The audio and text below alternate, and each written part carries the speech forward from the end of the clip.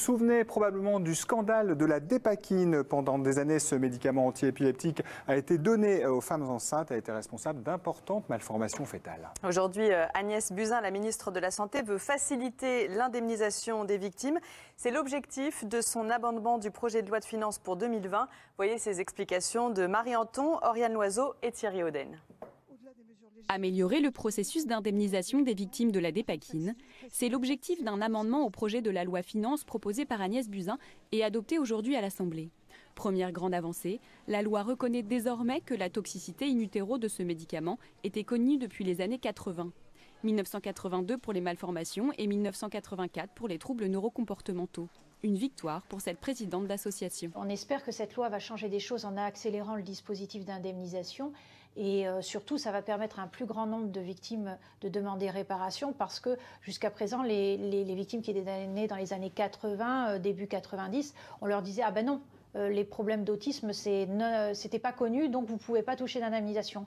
Avec le fait de l'inscrire dans la loi, dès 1984, le fait de dire que les troubles autistiques neurocomportementaux étaient connus, ça va permettre à un plus grand nombre de victimes d'être indemnisées.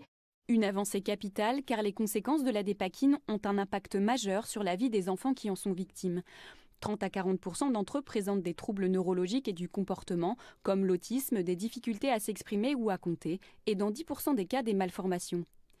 Mais selon Marine Martin, il reste un problème pour toucher une indemnisation adaptée, la reconnaissance de ces troubles par les médecins experts.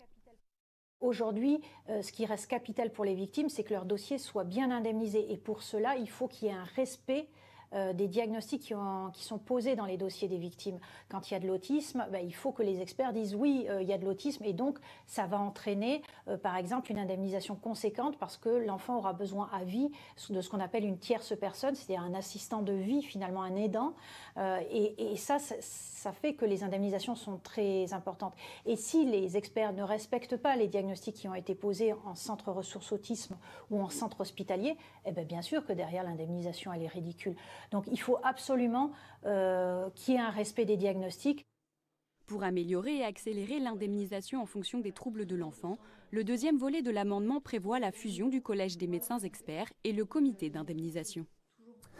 Les infirmières de bloc opératoire